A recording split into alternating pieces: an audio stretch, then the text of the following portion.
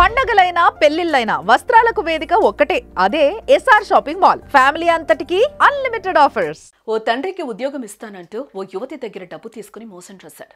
బాధితులు డబ్బు తీసుకున్న ఆ తండ్రిని వదిలిపెట్టి డబ్బు కోసం అతని కూతురు వెంటపడ్డారు. కట్ చేస్తే ఆ యువతి ఆ వేధింపులు భరించలేక ఆత్మహత్యకు పాల్పడింది. అసలేం జరిగింది?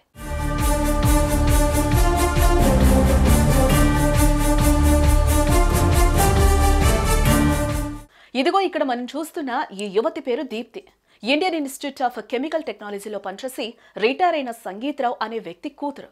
గత 2 ఏళ్లుగా దీప్తి తండ్రికి దూరంగా, తన తల్లితో కలిసి దూరంగా ఉంటున్న దీప్తి ప్రస్తుతం హైదరాబాద్ హబ్సిగూడలోని ఐఐసిటిలో ప్రాజెక్ట్ అసిస్టెంట్ గా పనిచేస్తోంది. ఇదిలా ఉంటే దీప్తి తండ్రి సంగీతరావుకు డీజీపీ కార్యాలయంలో కానిస్టేబుల్ గా పనిచేసే అనిల్ అతనితో ఎప్పటి నుంచో పరిచయం ఉంది. ఈ అనిల్ తన భార్యకు ఐఐసిటిలో అవుట్సోర్సింగ్ ఉద్యోగం ఇప్పించాలంటూ ఈ సంగీతరావును కన్సల్ట్ అయ్యాడు. అందుకు 15 లక్షల రూపాయలు అతని సంగీతరావుకి ఇచ్చాడు. అయితే చెప్పినట్లుగా ఉద్యోగం రాకపోవడంతో తన డబ్బు తనకిమ్మని సంగీతరావును అడగడం, ఆయన ఆ డబ్బు ఇవ్వకుండా తప్పించుకుని తిరగడం చేశాడు.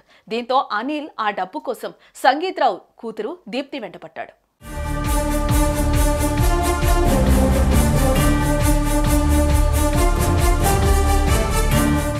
అయితే తను తన తల్లి 2 ఏళ్ల కిందట నుంచి దూరంగా ఉంటున్నట్లుగా చెప్పి ఆ డబ్బుతో తనకి ఏం సంబంధం లేదని వారికి వివరించింది. అయినా సరే కానిస్టేబుల్ ఆమెను డబ్బు కోసం వేధించాడు.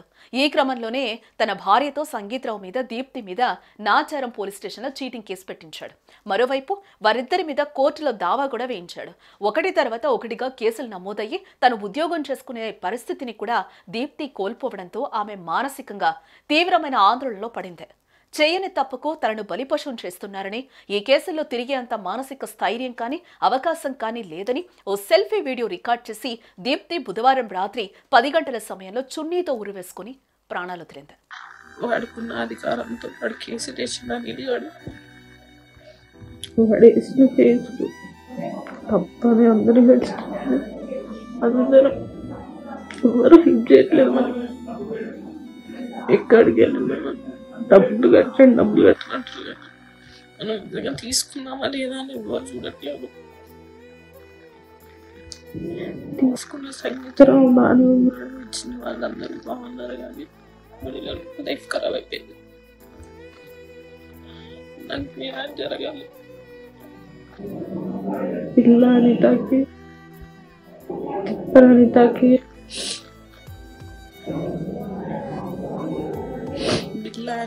తిప్పల సోమయ్యకి శిక్ష పడాలి. వాళ్ళే నాకు ఈ పరిస్థితి వారి కారణం, నా చావు కూడా వాళ్ళే కారణం. వాళ్ళ పైన చేసిన ఫేక్ ఎఫ్ఐఆర్, వాళ్ళ పైన చేసిన ఫేక్ సివిల్ కేసు అంతా అబద్ధం. మా ఫాదర్ వాళ్ళే డబ్బులు తీసుకున్న మాట నిజం, కానీ మాకు దాని గురించి ఏం తెలియదు. నా ఫోన్లో ప్రతి ఒక్క ప్రూఫ్ ఉంది, నా దగ్గర ప్రతి ఒక్క డాక్యుమెంట్. కానీ నాకు ఎవరు న్యాయం చేయరు.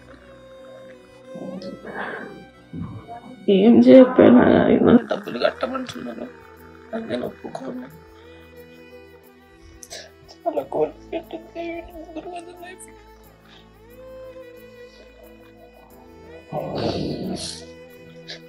ఈ విషయం బయట తెలిసిపోయింది. బయట తలెత్తుకొని తిరగలేకపోతున్నా. కాదు ఇంకా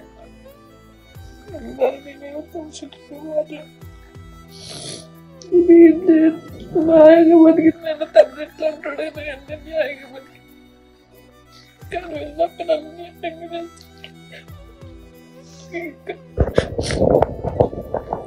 ఓపికతే ఏందని ఫైట్ చేయలేను. దయచేసి నాకు న్యాయం జరగలేదు. నేను చనిపోవడానికి అనిల్, ఆయన భార్య అనిత, ఆమె తండ్రి సోమయ్య కారణం. మా నాన్న డబ్బులు తీసుకుంటే నన్ను అడిగి నా మీద నకిలీ కేసు పెట్టారు. నా జీవితం నాశనం చేశారు. ఈ కేసుల మీద పోరాడే స్తోమత లేదు. నా మరణంతోనైనా కుటుంబానికి న్యాయం జరుగుతుంది. నా చావుకు కారణమైన వాళ్లకు శిక్ష పడాలి. నా మృతదేహాన్ని వైద్య పరిశోధనకు ఇచ్చేయండి అంటూ ఆ వీడియోలో చెప్పుకుని కన్నీటి పర్యంతమైంది. అభంశుభం తెలియని తన కన్న బిడ్డను తండ్రి చేసిన మోసానికి బాధ్యులు చేసి ఆమె ఆత్మహత్యకు కారణమయ్యారంటూ దీప్తి తల్లి పోలీసులకు ఫిర్యాదు చేసింది. దీంతో పోలీసులు అనిత, అనిల్, సోమయ్య, సైదుల మీద కేసు బుక్ చేశారు. లంచాలిస్తే ఉద్యోగాలు వస్తాయని నమ్మడం అన్నది ఓ అర్థం లేని వ్యవహారం.